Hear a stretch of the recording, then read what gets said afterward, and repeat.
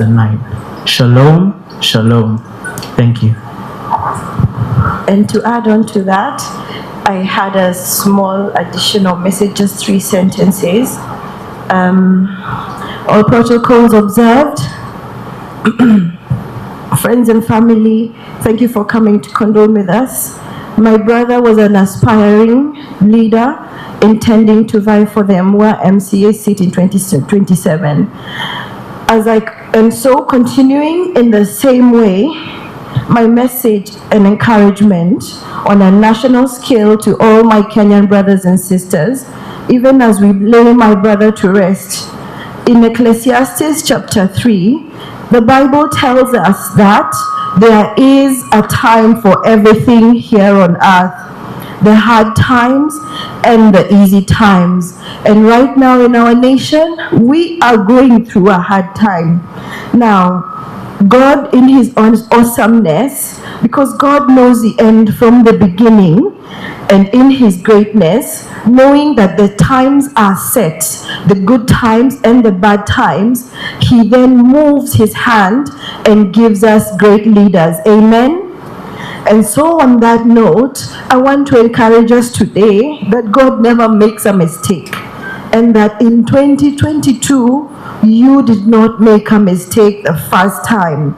The message I have for us today is that until you and I and everybody seated here and everybody who will come across this message, until we all understand the deeper problem that is entangling our nation, let us continue praying for God's good and perfect will to be done on earth in Kenya as it is in heaven. To all the leaders and government representatives that are in our presence today, I do come from a politically oriented family, and I'm glad to say that my family continues to make history because I have 2 parents serving in official government positions today. And my message to you leaders, and if you get to have a chance to share this message with His Excellency the President of the Republic of Kenya, you can tell him, and I tell you right now, I ask you right now to compare what is happening in Kenya to what was happening at the times of King Xerxes, whereby there were 2 groups of people. One was led by Haman, and another was led by Mordecai. The rest is history. So ask His Excellency to see and seek wisdom from the story of King Xerxes. Shalom, shalom, and thank you very much.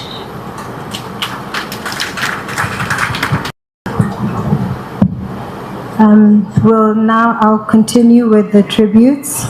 This is the tribute for Ruth Ndumi. My dear brother Moses was a very charismatic person. He was very caring to anybody he interacted with at any given time.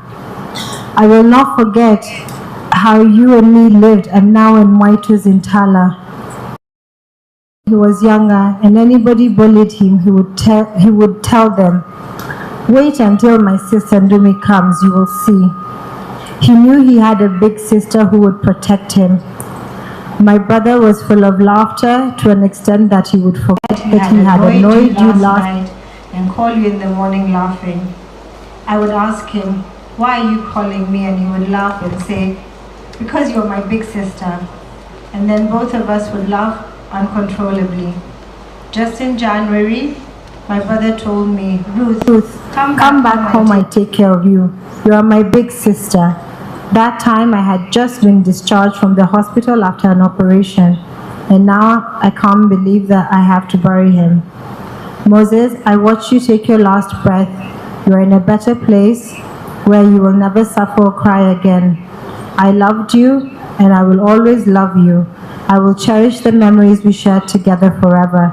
Rest in peace, my dear brother. I will ask my sister Patricia to read Christine's tribute.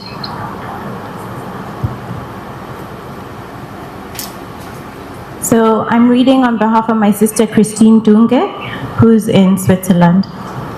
My beloved and only brother Moses, February 4th, 2026 is the day I will never forget. Watching watching you fight your last fight as doctors did all they could to keep you here. With your ever-loving Chichi right there, never leaving the hospital room, and your ever-faithful friend, Nduya, right there with you, tirelessly holding the telephone. I was on the other end until the moment Dr. Dina turned to the video call and said, "Christine, I'm sorry, we have to stop," and asked me for your full names. As I answered, Moses, Muthama, Nduya, Ruth got on the video call, and Mommy arrived by your side. Time of death was called as you were surrounded by love. Your last moments on this earth, your mother, your two big sisters, all the way in Geneva, Switzerland, and your faithful friend, Zeo, were all with you. God made sure you were there. God made sure we were there with you, praying for you. I thank God for the years He lent you to us. As hard as it is to understand, I accept God's will to call you back home to rest. You lived a full life. No matter what card you were dealt with, and you were sometimes dealt with very tough cards, you humbly accepted them with the strength and grace that is second to only our mothers. I will miss our phone calls, your advice, your guiding me in the gemstone business, your joy every time I had good news, your encouragement every time things got tough. I will miss laughing with you, agreeing and disagreeing with you. I will miss you defending Mommy and us, your sisters. You are always in our corner. I am confident you are in heaven. Rest in peace, my beloved brother, until we meet again. Christine Nduya.